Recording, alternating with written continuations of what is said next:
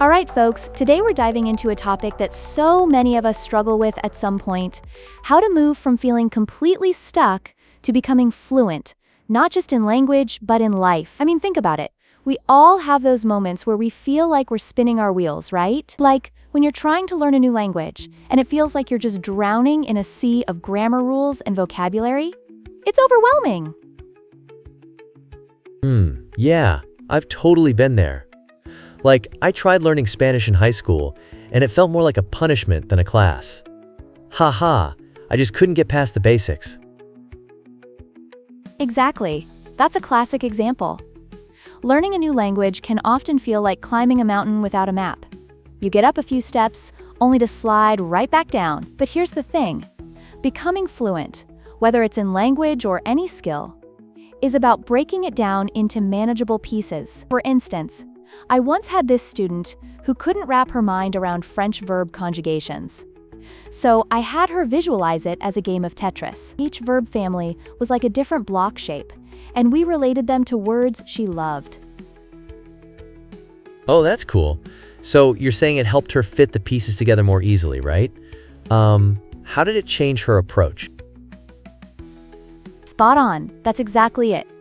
By reframing the challenge as something fun and engaging, it turned her frustration into excitement. She started to see the connection between words, rather than just dry rules. It's like when you're looking at a puzzle, and instead of feeling defeated by the scattered pieces, you start to see the picture emerge. Haha, yes. I can relate to puzzles, especially those 1,000-piece ones. They're almost like a metaphor for life, right? Sometimes you just need a clearer picture to see where the pieces fit. Absolutely. Life is full of these intricate puzzles. And when it comes to fluency, whether it's language or personal growth, you need to embrace the chaos, make mistakes, and learn from them.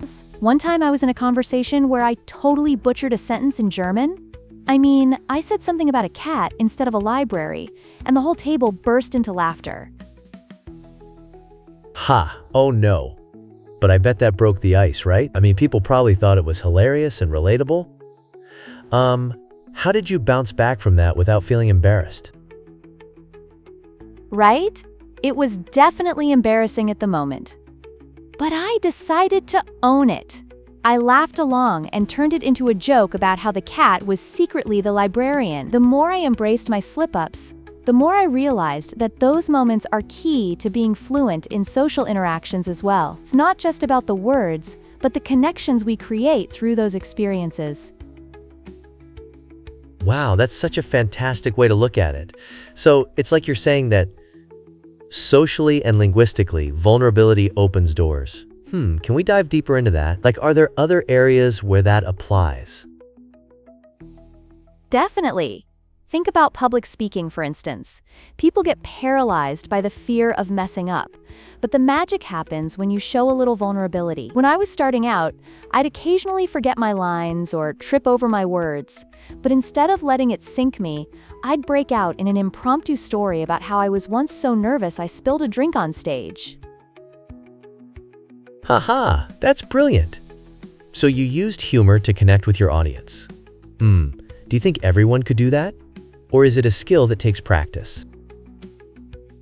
Great question. It's definitely a skill that can be cultivated.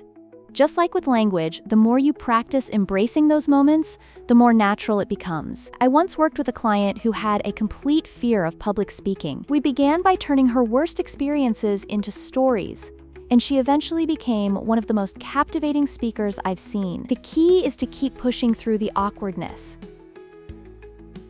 That's such a powerful takeaway. So practice really makes perfect, in a way. It's not just about the fluency of words, but also the fluency of thought and emotion, right?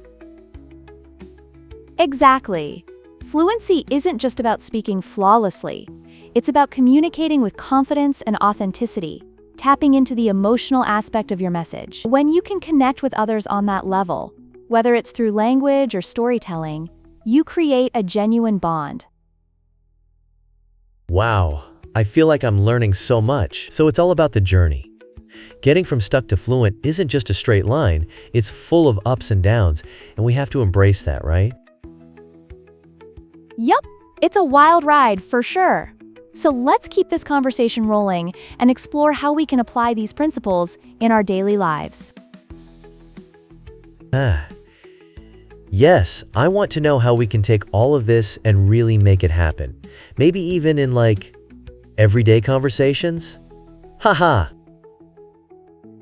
Absolutely.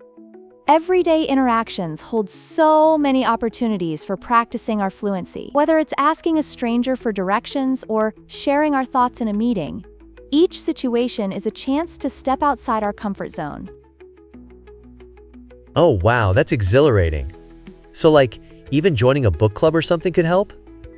That sounds like plenty of chance to practice.